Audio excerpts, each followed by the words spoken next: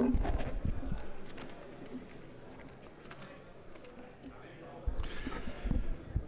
right, members, if I can have your attention, please. It's my last time in showtime down here, so I'm not going to take too long, but I got to tell you a few things before I leave.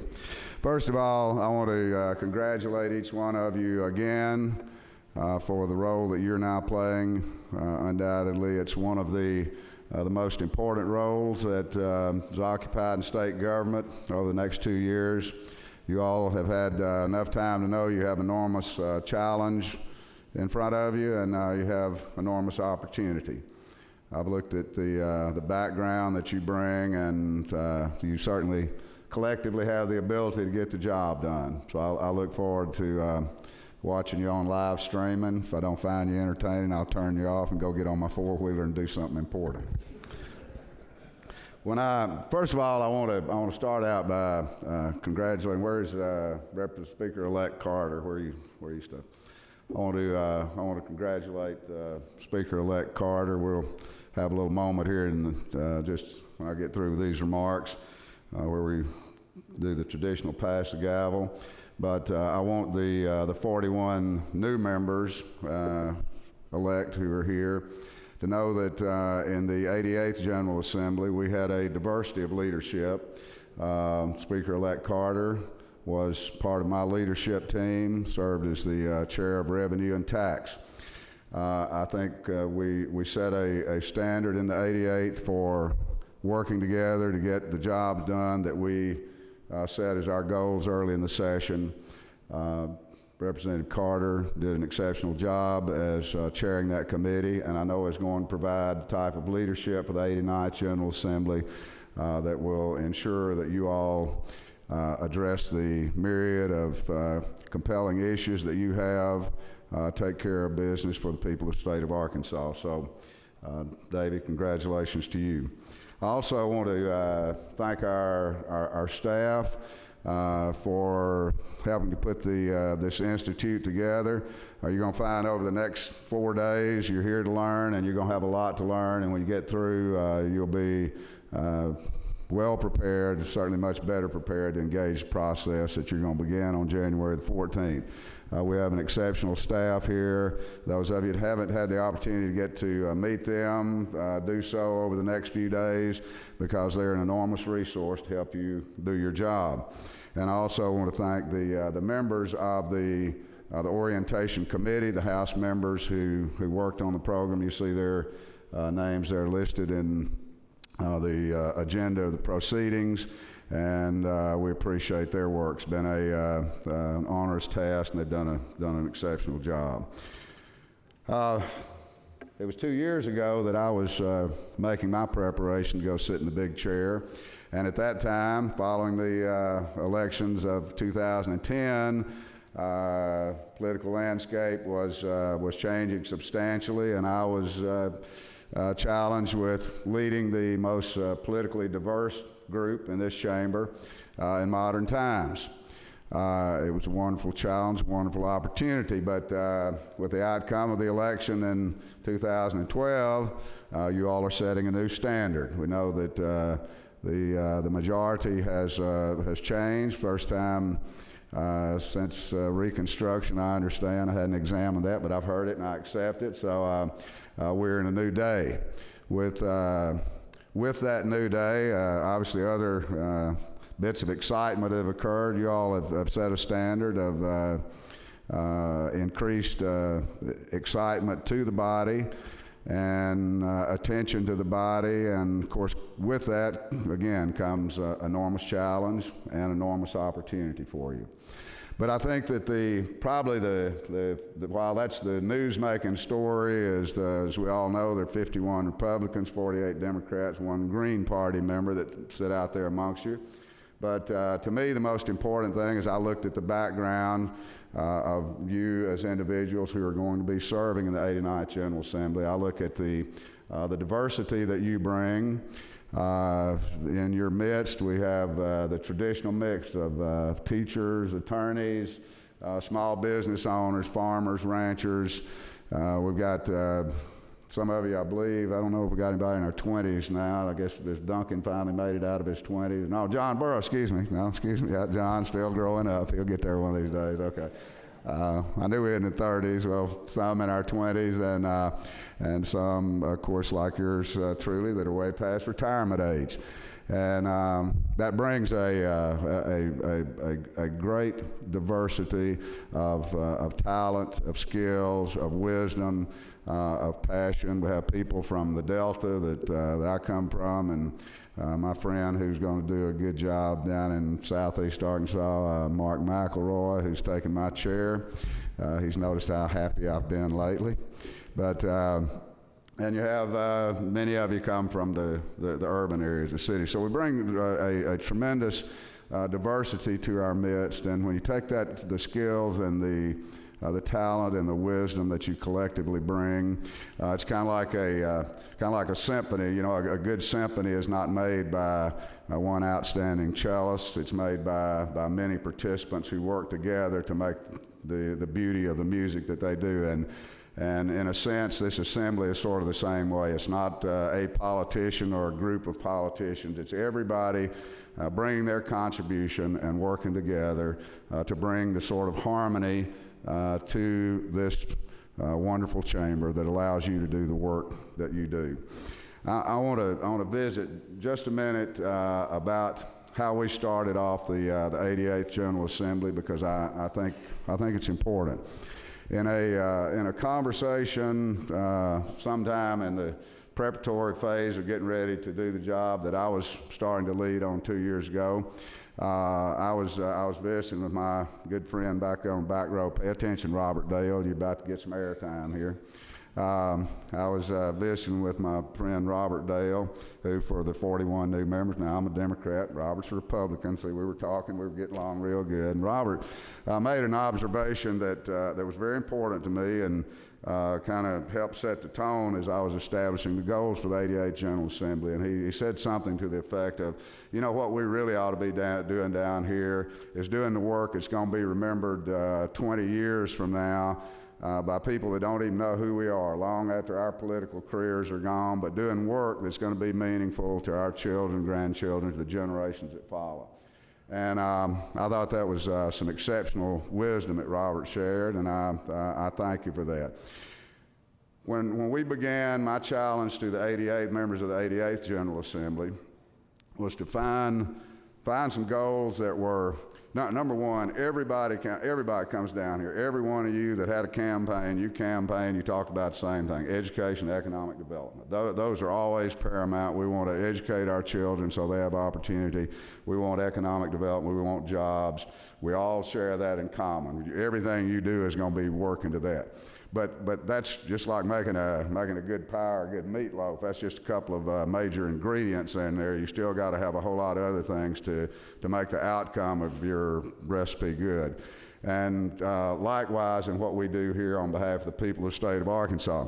So what we tried to do with the leadership in the 88th General Assembly was look at some things that were going to meet Robert Dale's test, things that we could do now that would initiate action that was going to be the result of which would be not get us famous back at home in the newspapers, but would have us the satisfaction, if we're lucky enough to be around 20 years and things are happening good because of our efforts, that we can sit back and go like, we did the right thing for the people of the state of Arkansas. So we chose 3 topics, all of which had been long under-addressed, and thanks to the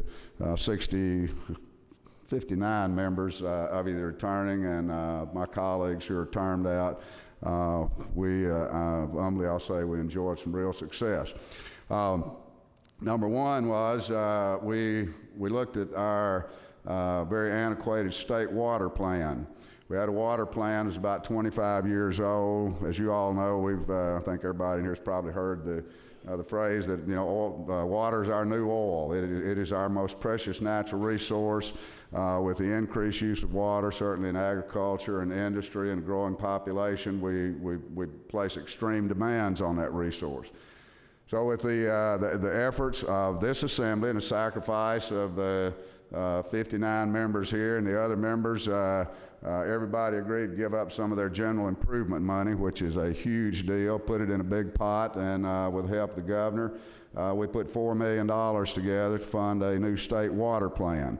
That work is underway right now, going around the state, getting input from all of the parties that are participants. But the thing, and it's a long way to go. It'll take a long time to get all the research, get all the input, and then a lot of money after we get the plan in place to effectuate. But the thing was, we started the process. We took a move. We made it happen. It's in progress. 20 years from now, when we have managed our water resources successfully, people of the state of Arkansas, 88th General Assembly can look back, members, and say, we started that process. And I want to thank, I don't know if John Edwards is in here today, but John Edwards took the lead on that, working that legislation, and did a good job on it. Second thing we did, we looked at our criminal justice system, which we had a growing population in our prisons, which, long story short, in 10 years was basically going to break state government. It was going to take money out of education, out of Health and Human Services, going to take everything just to meet our growing corrections demand. And so we made an effort, and that was led by Representative Darren Williams, who was incidentally in Austin this past weekend at a national conference talking about the implementation of this legislation and already the early effects that we're seeing of a prison population that actually did not grow in the last 12 years, a backup in our county jails that's diminished substantially, parole offenders that have not violated parole. It's not a perfect plan. It'll be something that this assembly may look at, or assemblies hereafter may look at, but we got it done. We got it passed, and we began to move forward, began to do something in the right direction, something that benefits everybody in the state of Arkansas, not one political party or another, and it wasn't Democrats or Republicans that passed either one of these. It was members across the aisle coming together, doing the right thing for the people of the state of Arkansas.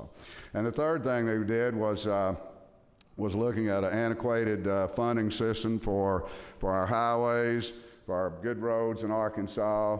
Everybody that's in business, whatever your business is, you know the value of roads to economic development. You know the value of roads in a rural state for the safety of your families. This was an enormous challenge, and I think probably the thing to gain more than anything else from the fact that we were able to pass two pieces of legislation that sent to the voters in two separate ballot issues the question of reissuing the Garvey bonds for rehabilitation of our interstate system, which was passed overwhelmingly about a year ago in the fall.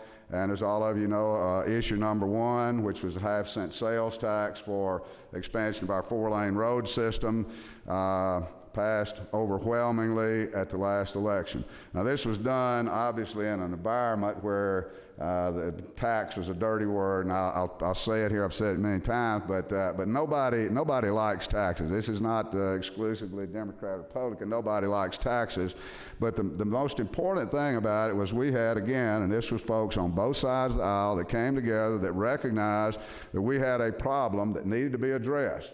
And they came together and had the political fortitude to get this proposed constitutional amendment on the ballot. I don't see where's Jonathan Barnett? Is he here today? Representative Barnett, Republican. I asked him to carry this legislation, which he did, was successful in getting it on. And I think the most important point of not only the success and what's this going to do, the job it's going to create, the four-lane road system it's going to put in place, but it was working together. We took an issue to the people, involved the people, and the people, when they are properly informed and asked if they want, in this instance, good roads, the people respond and tell you yes.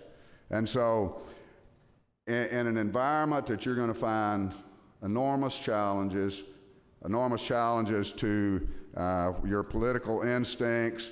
There are times when you have to have the fortitude to step up and do the right thing so that the generations that follow you that have entrusted in you the the good wisdom to make the right decisions for those things down the road meaningful to people of the state of Arkansas, that you find that fortitude and you do the right thing. Now, none of these things, and also in this environment, I will say, and again, this was Republican and Democrat coming together, we were able to lower the grocery tax, lower the tax on manufacturing at a time when other states, most states, were having to raise taxes and cut services.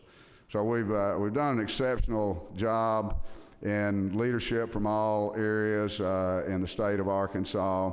We have the immense ability here to continue that good work. It was not any one person, it was not any one group of people, it was everybody coming to work together that got these things done. It was like Helen Keller that said one time, alone you can do so little, together you can do so much. The challenge that I issue to you as the newly elected members of the 89th General Assembly is you choose noble goals, you work together, and you make the people of Arkansas proud. I wish you well.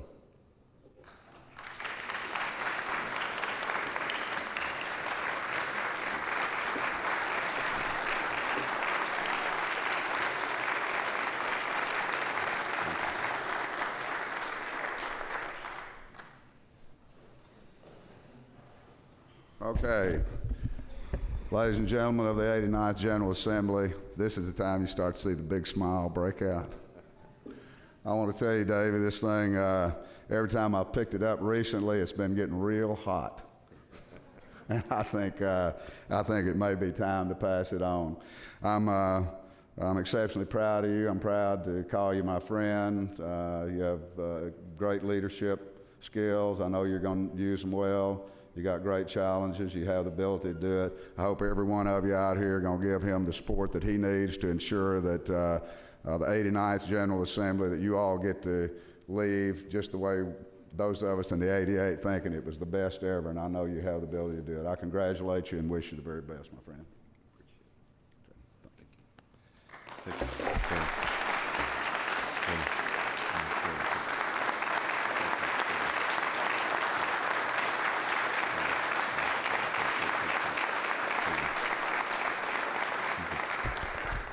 Thank you all. What a great day. I want to congratulate each of you again, for being reelected. Those of you who have been reelected, it's a great achievement. And for the freshman group, it's, as Robert said, I mean, collectively, what a great group of people. And I recall the first time I walked in and sat down over here with Jonathan Dismang and Burris, and I forget who all was over here, and just looking around the walls and looking up at the ceiling and thinking, this is pretty special. And it is special. And just take a moment to relish in it, because what you've achieved is something that most people, don't have haven't had the blessing to sit where you're sitting today. So I do want to give all of you a round of applause again for being here. This is your house. I'm proud of you. I'm proud of all of us. So here's to everybody being reelected. So I'll make this brief. I do want to make a few comments about Speaker Moore. Speaker Moore, it took about 2 days, one day, very small period of time for Speaker Moore to earn my respect and confidence. Every session that I've been here, and I'm sure it's been the same for sessions in the past, we have these big issues that are out in front of us. And it's no different, what we have in the 89th facing us is no different than what we had, in the 88th and in the 87th when we dealt with the lottery. But Speaker Moore was able to have a steady hand, and he provided leadership to all of us that were here. And he just did an outstanding job, and I wish he was still sitting here. I learned a lot from him. I'm hopeful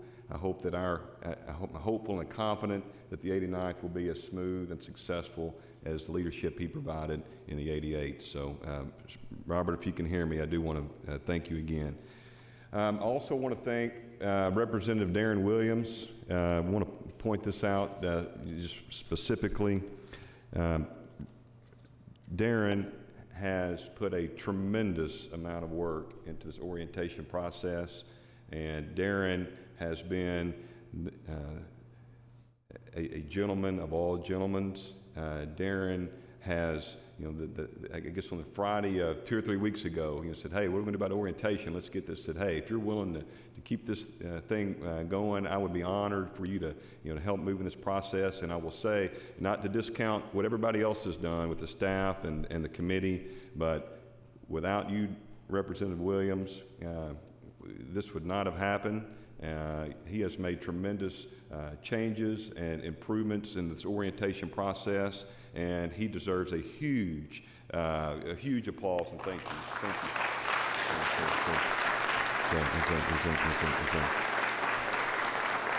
you. Also, I want to give a special thanks to the committee and the staff. When you're here, you will find out pretty quickly that we have an awesome, talented group of people that work for you, work for this institution, that work for all of us. They're here to support. This is your house. This is your house, and they are here to support you 1,000%. And without them, we might as well not show up. They have put this orientation together this week. And that is spectacular. It is, they've improved year over year over year since I've been involved. So I appreciate the staff, and I appreciate everybody that put all the hard, long hours in for everybody. So thank you.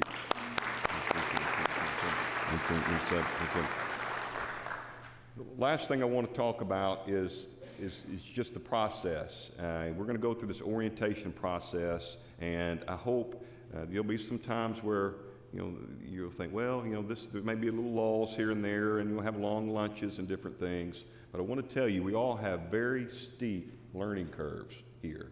It's just the nature of what we do. The ones of you that are sitting in the chairs for the first time this morning, I mean, you're expected to show up on January 14th and know everything about everything. And the bottom line is you can't. But what you can do is, let's take this orientation process seriously. I would encourage you to, get a second or third termer to bounce things off, ask questions. I will be the first one to tell you, I do not know a quarter of the things that go on here, but I'm not ashamed to admit that, and I think all the third termers will tell you that. It's just inherently impossible to get your arms around the grasp of what we've been charged to do. So do not be afraid to say, I don't know, and go ask somebody and get the answer. And don't infer that your neighbor knows either, because that's not the case either. There may be one or two or three of you out there that know it all, but that's not the case. So let's rely on ourselves. Let's work together. Let's work with the staff. From the House perspective, the charge is going to be very clear, like it has been in the past. The staff is here to work for you. Whatever you need, you ask. You may not be able to do it, but you ask, and we'll do our very best to make this happen. So with that, I will say I know each of you come to the chambers today and come to the session, and we all have our different perspectives.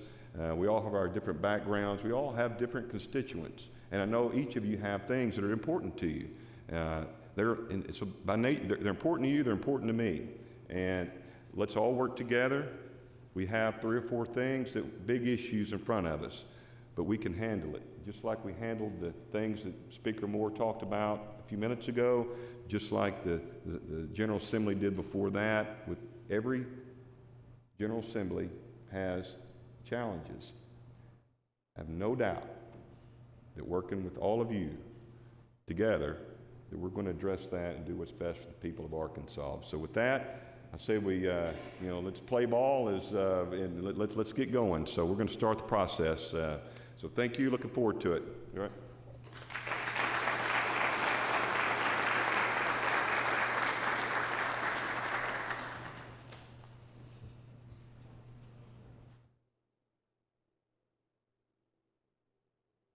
Representative Williams, you're recognized. Thank you, Mr. Speaker-elect. Would you like your notes?